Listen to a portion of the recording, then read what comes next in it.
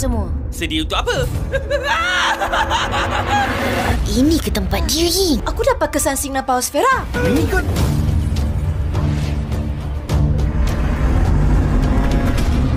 planet Kadrua. Data Pasubot ada di planet Kadrua. Berhati-hati. Kuasa aku tak ada kesan! Tanpa passport, aku tak boleh dapatkan kuasa elemental bala. Lupa babai! Kita dah kena kepam. Ya, kita dah jumpa pasukan. Aduh, berhenti! Cari dan selamatkan passport. Boy, kuasa keluar!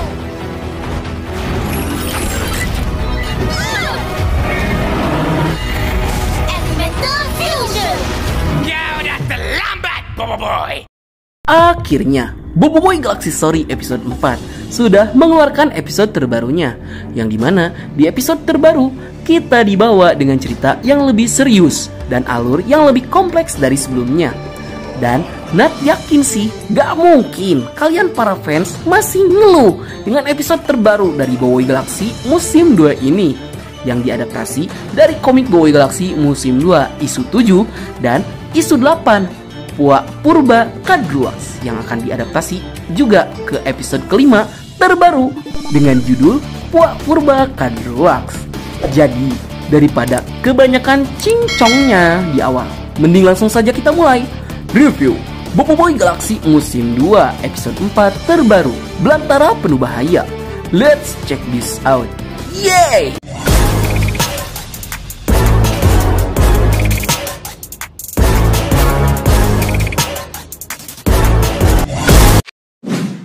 Seperti biasa, kita akan mulai dengan membahas visual yang diberikan oleh Monster Studio di episode terbarunya, yang dimana jujur Nat sangat menikmati visual animasi dan visual efeknya, dimulai dari penggambaran lokasi-lokasi lain di dalam Tapops B, penggambaran planet Kadruax yang sangat indah, dan pertarungan Boboiboy dan kawan-kawan. Yang hal ini lebih ke selera sih, ketimbang Nat harus memaksakan apa yang Nat anggap bagus dan keren. Ya, belum tentu kalian juga punya pendapat yang sama seperti Nat. Selain itu, Nat juga sangat senang dengan visualisasi dari Tumusor yang benar-benar digambarkan sebagai monster yang buas, penghuni planet Kadruax yang sangat mengintimidasi.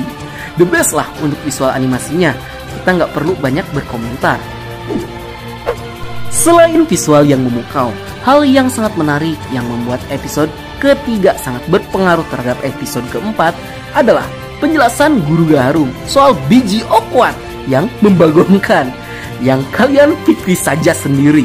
Untuk sampai ke tahap mendapatkan biji okwat saja, Boboiboy itu perlu melakukan petualangan untuk mencari bahan-bahan masakan yang sulit untuk didapatkan. Ditambah, Boboiboy juga harus bertanding dengan Kuali untuk memperebutkan hadiah dari Guru Gaharum. Setelah biji okwatnya didapat, bijinya punya fakta yang sangat membagongkan, yang dimana biji okwat hanya akan menghasilkan satu buah saja. Ditambah, pohon biji okwat itu hanya akan berbuah sekali seumur hidup. Cukup satu kali, jangan berubah untuk selamanya. Loh, kok malah nyanyi, Cok? Macam tak betul je budak ni. Dan yang paling membagongkannya, pohon okwat itu perlu waktu sekitar 1000 tahun lamanya untuk tumbuh dan berbuah. Waduh. Sehingga wajar aja Boboiboy sampai kebingungan mencari cara agar biji okwat itu bisa tumbuh lebih cepat. Berikutnya, kita ada kembalinya Databot dalam cerita Boboiboy. Ya, siapa sih yang gak kenal dengan Databot, salah satu power sfera yang paling awal diciptakan dari generasi pertama. Satu generasi sama power sfera Kelam Kabut, yang dia itu menyimpan seluruh data dari para power sfera yang pernah diciptakan dari generasi pertama hingga generasi ke-9. Ya, bisa dibilang Databot itu sepuhnya dari sepuh para power sfera. Itu karena para power sfera saja umurnya juga udah di atas 100 tahun. Back to topic. Di saat Boboiboy yang pusing dengan biji okwat, Boboiboy itu terpikir dengan Databot yang memiliki informasi mengenai segala jenis power sfera. Dan Boboiboy berharap semoga ada Power Sphera yang bisa mempersingkat pertumbuhan tanaman. Yang konyolnya di sini, kalian tahu sendirilah, si databot yang memorinya udah penuh seringkali loading dengan jangka waktu yang tidak menentu. Yang kayaknya hal ini bikin si Gopal berulah dengan cara mencharge databot dengan daya yang sangat besar agar bisa memproses data lebih cepat. Finally, hoki setahun dipakai sekali. Ini caranya berhasil cuy. Databot jadi gak perlu loading lama. Sehingga pada akhirnya databot menginformasikan jika ada pasubot yang memiliki kemampuan untuk mempercepat pertumbuhan tanaman. Selain itu, kayaknya definisi jatuh bangun itu cocok sekali sama si Adudu yang pantang menyerah. Itu karena walaupun sudah mengacau di episode 1 dan 2, Adudu masih saja bersikukuh untuk mendapatkan Power Sphera dari Boboiboy dan kawan-kawan. Nah, karena Adudu yang berhasil membobol markas Tapops B, akhirnya Feng memutuskan untuk tetap stay di markas agar Feng itu bisa mengupgrade keamanan yang ada di markas Tapops B supaya tidak kecolongan lagi sama musuh. Dan itu alasannya kenapa Feng itu nggak ikut sama Boboiboy untuk berpetualang di planet Kadruax.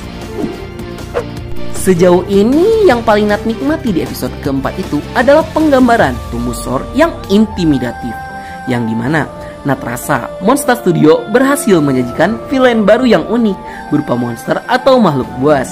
Yang di sini adrenalin kita tuh dibikin breakdance terus sama si autornya, karena kita pasti penasaran dengan nafsi Boboiboy dan kawan-kawan yang terus-terusan dikejar sama Tumbusor. Hal ini malah menambah kehebohan sehingga kita itu lebih enjoy menontonnya. Dan scene yang paling Nat seneng tuh pas Boboiboy DKK lawan si Tumbusor. Ya kalian pikir aja sendiri, kekuatan Boboiboy, Yaya dan Ying sangat efektif digunakan untuk menyerang Tumbusor. Ya berbanding terbalik sama kuasa si Gopal yang sama sekali tidak mempan terhadap Tumbusor. Itu karena Tumbusor itu dihitung sebagai makhluk hidup, bukan benda mati. Baiklah, sekian dulu untuk konten kita kali ini. Bagi kalian yang suka konten seperti ini, jangan lupa untuk like, share, dan subscribe, dan bunyikan tombol lonceng notifikasinya. Akhir kata dari Nat, sayonara, arigatou gozaimashita, matane, bye. Semangatlah berkalibrasi frekuensi yang sama. Kita jadi tak segairah tabu mendayu serta diramu. Yes! Jadikan hanya